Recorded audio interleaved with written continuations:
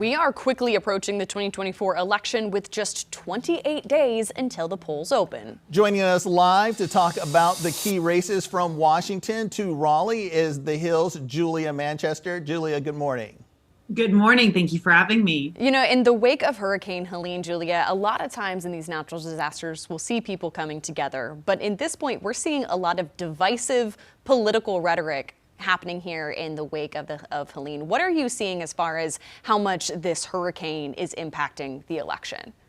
Well, look, you have seen obviously President Biden and Vice President Harris, the Democratic presidential nominee, be able to use their positions, Harris using her position as vice president to go visit these, devastated areas and to meet with those who have been affected. At the same time, though, you are seeing her opponent, former President Trump, who, is walking a very narrow tightrope as a challenger, as someone who doesn't have the official position as president of the United States and isn't able to, maybe do as much on the ground as those two are. He's attacking them over what he says is a poor response over FEMA and the federal government's response to these storms. Now, we have obviously heard these complaints from people on the ground, but we've also heard, a number of Republican governors, including Georgia Governor Brian Kemp, praise the federal government's response to the situation on the ground. So, I think every 4 years, guys, you see the intersection between presidential politics and hurricane season, where you always have this the challengers walking a very, like I said, narrow tightrope. It's a little awkward for them because they can't visit these areas in the official capacity. They can't respond in an official capacity. But then you have people like the president and the vice president who are able to really sort of show off their leadership, but at the same time open themselves up to criticism.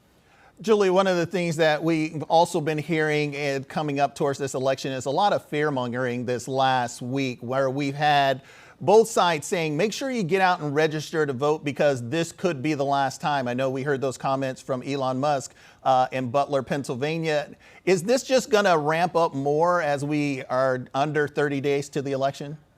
Yeah, and you also heard President Biden talk about how he doesn't know if the transfer of power or the period after the election is going to be peaceful. Look, you are hearing this fear mongering, this language, because what you're hearing is both sides are very much trying to turn out their bases, like you said. Now you're hearing this, strategy to get their bases to turn out in the form of, this very dark language, but you also hear it in both candidates really appealing to their bases through media outlets. So for example, we've seen former President Trump do a number of conservative outlets and podcasts recently, whereas Kamala Harris has gone on friendlier outlets to, liberals, such as the Call Her Daddy podcast with Alex Cooper earlier this week. And then, of course, she will be on The Late Show and other, evening talk shows later this week. So, you're seeing them both in the final stretch, trying to really rev up that base. Now, the question is, how does the strategy to get them to turn out their base impact those very few undecided voters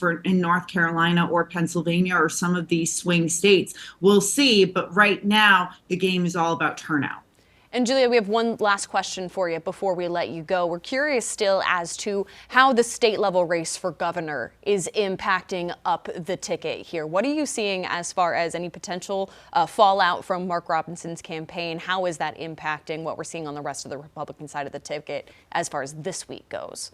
So most of the recent polling that I have seen in our average with Decision Desk HQ, the Hills average, shows Donald Trump with an ever so slight lead over Vice President Harris. Now, that lead is absolutely in the margin of error. So let's just say, it's essentially deadlocked in North Carolina.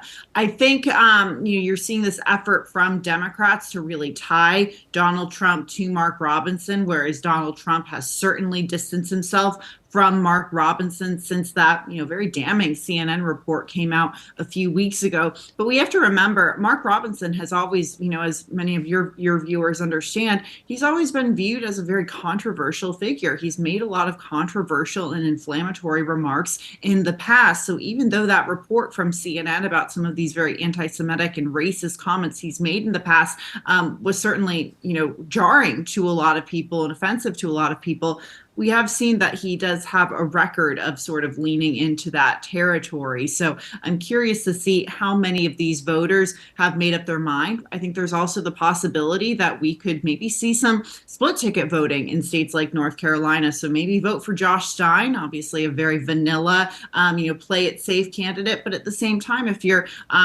like Donald Trump's message, maybe you'll vote for Donald Trump too. So that's not completely out of the question here.